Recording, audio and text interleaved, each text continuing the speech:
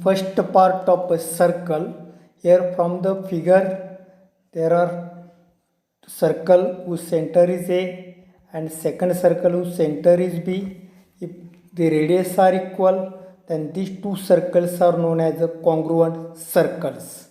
म्हणजे दोन सर्कलचे त्रिज्या समान आहेत म्हणून हे दोन्हीही वर्तुळे एकरूप वर्तुळे आहेत.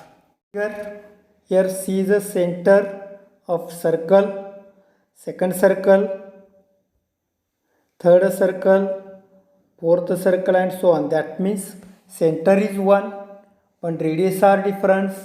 This type of circles are known as concentric circles. म्हणजेच ह्याला आपण समकेंद्री वर्तुळे असं म्हणतात. केंद्र एकच आहे पण त्रिज्या वेगवेगळी आहेत. अशा वर्तुळांना समकेंद्री वर्तुळे म्हणतात. Figure number 3. Here take a circle whose center is D, second circle whose center is G. Here these two circles are intersect in 2 points known as intersecting circles. म्हणजे दोन वर्तुळे एकमेकांना छेदलेले आहेत म्हणून याला छेदणारे वर्तुळे असे म्हणतात. Passing through 1, 2 and 3 points. Here point D is given.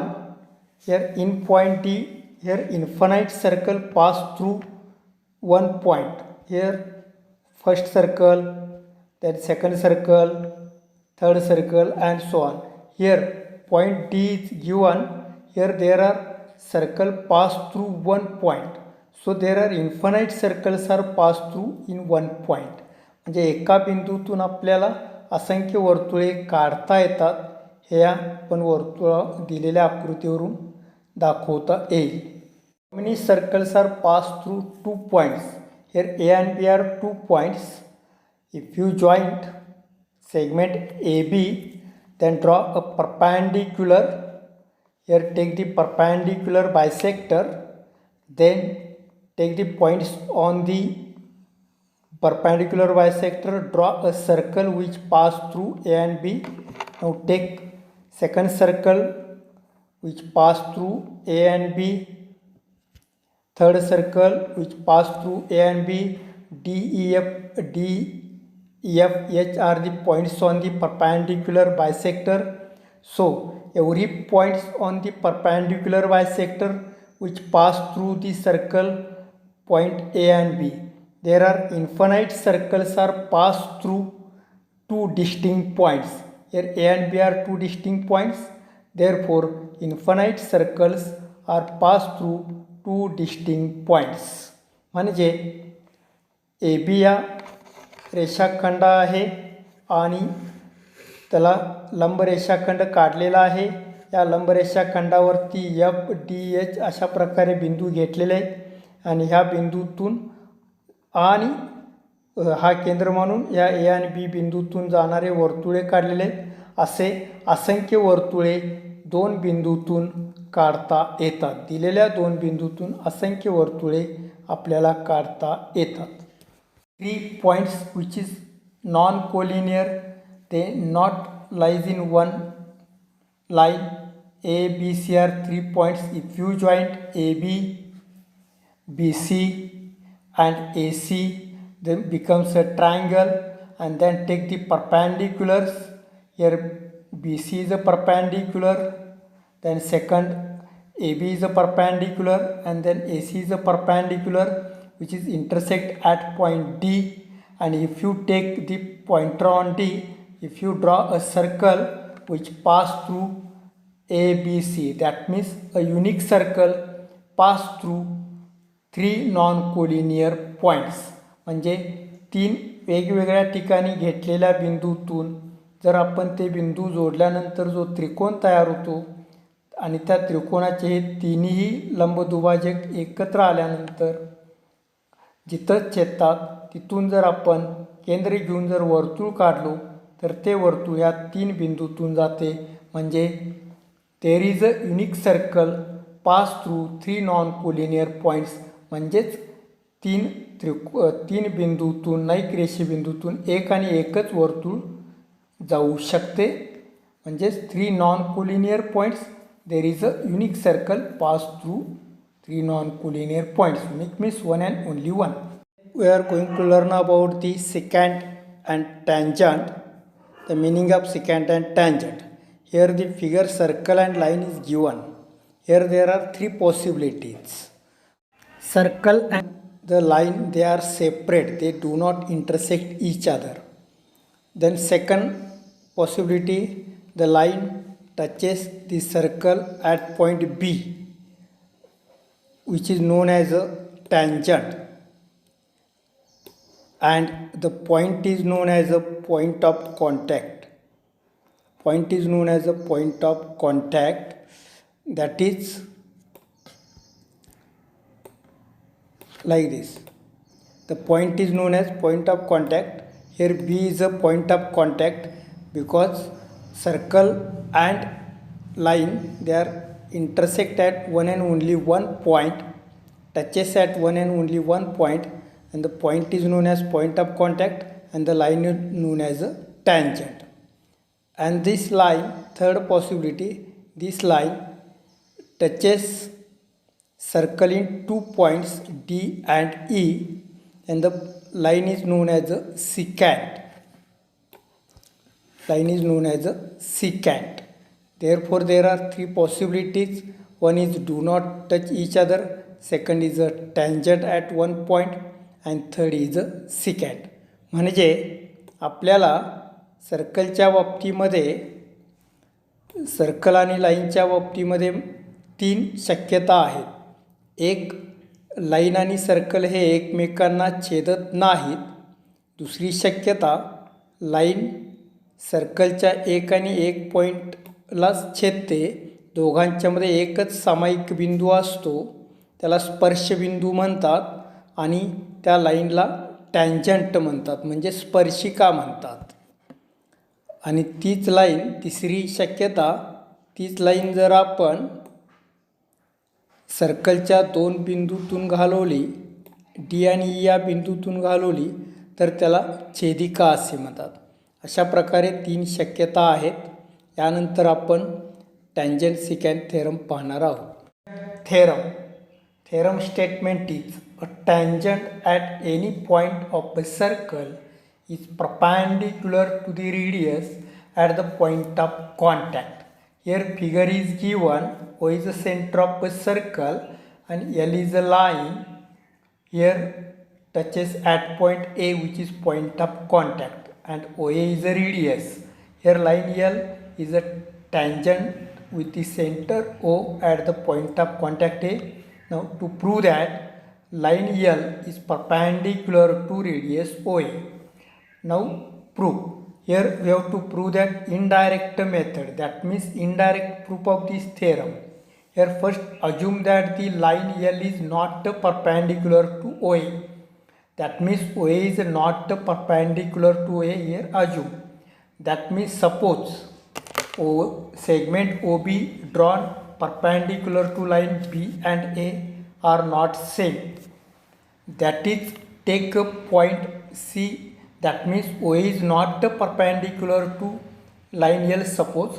Then now to draw, OB is perpendicular to line L, and take point C on this line L such that A dash B dash C, that means B lies between A and C, that is AB is equal to BC.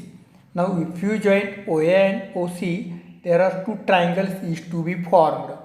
In triangle OBC and in triangle OBA, here first BC is equal to BA because construction. Second, angle OBC is equal to angle OBA, each 90 degree. Now third, OB is equal to OB is a common side. Therefore these two triangles are congruent by, that means congruent by SAS test. Means OC is equal to OA. That means OC and OA are equal. But OA is a radius of OC is also radius. Therefore, in a circle there are two radius which is touches at point A and C on the line L. that is C lies on the circle. That means A is lies on the circle and lies on the line. C is also lies on the circle and lies on the line. That means line L intersect the circle in two distinct points A and C. But line L is a tangent. By definition, tangent and circle there is one and only one common point, which is known as point of contact. Here A is known as a point of contact.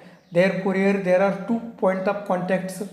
That means here point of intersection of circle in only one point. Therefore our assumption is wrong. That is L is not perpendicular to A is wrong. Therefore line L is perpendicular to radius OA. That means OA is perpendicular to radius. That means line L is perpendicular to radius OA. Tangent theorem म्हणजे स्पर्शिका त्रिज्या प्रमेय. प्रमेय असा आहे, वर्तुळाच्या कोणत्याही बिंदूतून जाणारी स्पर्शिका तो बिंदू केंद्राशी जोडणाऱ्या त्रिज्येला लंब असतो. हे प्रमेय आपण अप्रत्यक्षरित्या सिद्ध करायचं आहे. इथं पक्षामध्ये दिलेलं आहे. ओ हा वर्तुळाचा केंद्रबिंदू आहे. एल ही वर्तुळाला रेषा एल ही ए बिंदूमध्ये स्पर्श केलेली आहे. ओ ए ही त्रिज्या आहे आणि आपणाला ही रेषा एल या त्रिज्येला लंब आहे, म्हणजे त्रिज्या ओ एला लंब आहे हे सिद्ध करायचं आहे. हे आपण अप्रत्यक्षपणे सिद्ध करायचं आहे. समजा रेषा एल रेख ओ एला लंब नाही, म्हणजेच ओ बिंदूतून रेषा एलवर ओ बी हा लंब रेषाखंड काढलेला आहे, लंब रेषा काढलेला आहे. म्हणजेच ओ बी हा लंब रेषा काढला. त्यामुळे बिंदू ए आणि बिंदू बी हे दोन्ही भिन्न बिंदू असले पाहिजेत. रेषा एलवर आणखीन एक सी बिंदू घेतला आणि तो बिंदू असा घ्या की बी हा ए आणि सीच्या दरम्यान असेल आणि बी ए बरोबर बी सी असेल आणि ओ ए आणि ओ सी जोडले असता दोन त्रिकोण तयार होतात. तर त्रिकोण ओ बी सी व त्रिकोण ओ बी एमध्ये रेख बी सी बरोबर रेख बी ए तसा आपण रचना केलेली आहे. कोण ओ बी सी बरोबर कोण ओ बी ए म्हणजेच एकरूप आहेत, प्रत्येकी 90 अंश. रेख ओ बी एकरूप रेख ओ बी सामायिक आहेत, म्हणून हे दोन त्रिकोण ओ बी सी आणि त्रिकोण ओ बी ए हे एकरूप आहेत बाकोबा कसोटीनुसार. याचाच अर्थ ओ ए आणि ओ सी हे समान असणार एकरूप त्रिकोणाचे संगत बाजू. परंतु ओ ए ही त्रिज्या आहे, ओ सी पण त्रिज्याच झाली. म्हणजेच सी हा बिंदू वर्तुळावरही असला पाहिजे. म्हणजेच रेषा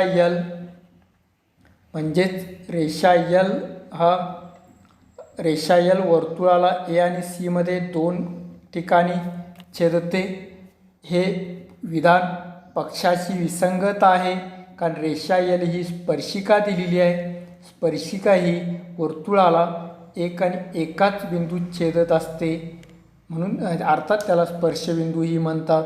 म्हणजेच रेषा एल ही वर्तुळाला एकच बिंदू छेदते, तसं पक्षामध्ये दिलेलं आहे.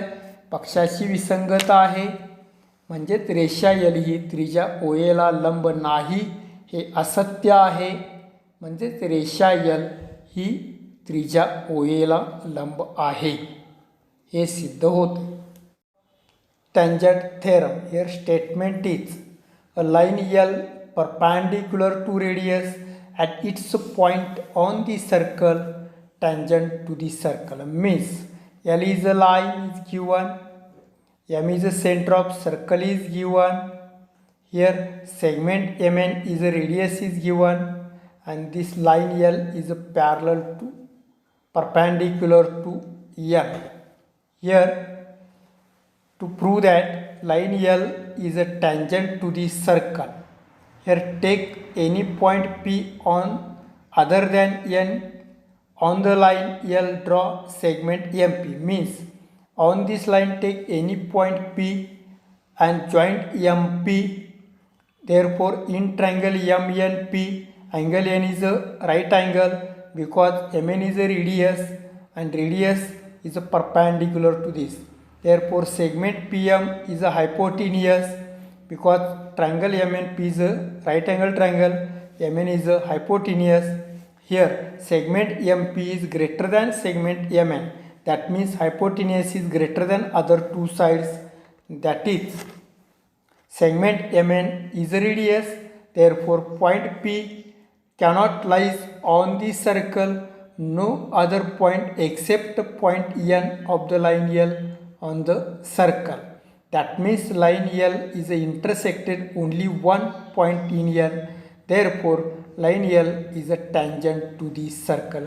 Means only MN is a radius, only point P cannot lie on the no other except point N.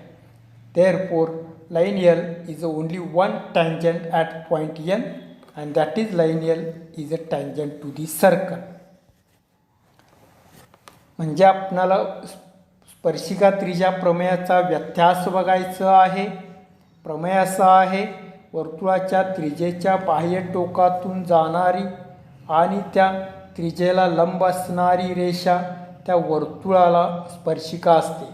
पक्षामध्ये दिलेला आहे रेख MN ही केंद्र M असलेल्या वर्तुळाची त्रिज्या आहे आणि रेषा L त्रिज्या आहे. रेषा L ही त्रिज्या MN ला लंब आहे आणि आपल्याला सिद्ध करायचं आहे रेषा L ही वर्तुळाची स्पर्शिका आहे. सिद्ध करण्यासाठी आपल्याला तर सिद्धता आहे रेषा L चा P हा N खेरीज दुसरा कोणताही बिंदू घेतला, म्हणजे P हा रेषा L वर आणखीन एक बिंदू असा घेतला N सोडून की त्रिकोण MNP हा काटकोन त्रिकोण तयार होईल. म्हणजेच आता त्रिकोण MNP मध्ये कोण N हा काटकोन झाला आणि MP हा कर्ण झाला.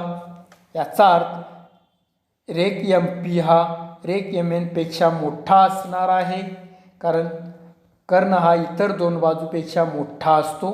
म्हणजेच बिंदू P हा वर्तुळावर असणे शक्य नाही, कारण MP हा पण त्रिज्या आला, MN हे पण त्रिज्या आहे. याचा अर्थ बिंदू P हा वर्तुळावर असणे शक्य नाही. म्हणजेच रेषा L चा N खेरीज इतर कोणताही बिंदू वर्तुळावर नाही. याचा अर्थ रेषा L ही वर्तुळाला N मध्ये एक आणि एकाच बिंदू छेदते. याचाच अर्थ रेषा L ही त्या वर्तुळाची स्पर्शिका आहे हे सिद्ध होते. Segment theorem. Here the statement of theorem. Tangent segments drawn from an external point to a circle are congruence. Means here A is a center of a circle, PD and QD are two tangents. Here given A is a center of circle, D is an external point. Here there are two tangents. To prove that these two tangents are congruent, means DP segment DP congruent to segment DQ. Here construction, draw AP joint and AQ is a joint, that means draw radius AP and AQ. Here complete the activity. Here there are two triangles is to be formed, triangle PAD and triangle QAD. Here number 1, PA segment PA congruent to segment AQ or QA because radius of same circle.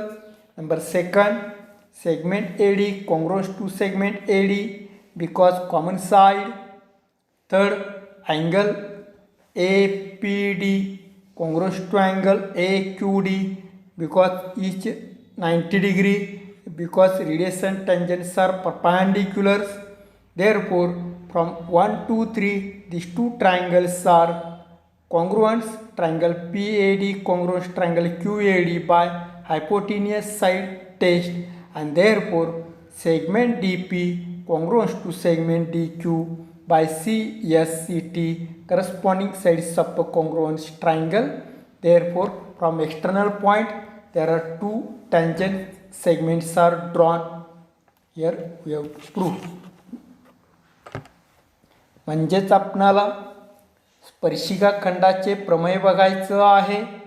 प्रमेय आहे, वर्तुळाच्या बाह्य भागातील बिंदूपासून त्या वर्तुळाला काढलेल्या स्पर्शिका खंड एकरूप असतात. इथं पक्षामध्ये दिलेलं आहे. ए हा वर्तुळाचा केंद्रबिंदू आहे आणि डी वर्तुळाच्या बाहेरील बिंदू आहे. आणि आपल्याला ए हा वर्तुळाचा केंद्र आणि डी वर्तुळाच्या बाहेरील बिंदू आहे. तर आपण रचना करायची आहे. ए पी आणि ए क्यू जोडलेलं आहे आणि आपल्याला दाखवायचं आहे रेख डी पी आणि रेख डी क्यू हे कॉन्ग्रुअन्स आहेत. म्हणजेच स्पर्शिका खंड समान असतात हे दाखवायचं आहे. तर सिद्धतामध्ये दोन त्रिकोण विचारात घेतलेले, त्रिकोण पी ए डी आणि त्रिकोण क्यू ए डीमध्ये बाजू पी ए एकरूप बाजू क्यू ए, कारण एकाच वर्तुळाच्या त्रिज्या आहे.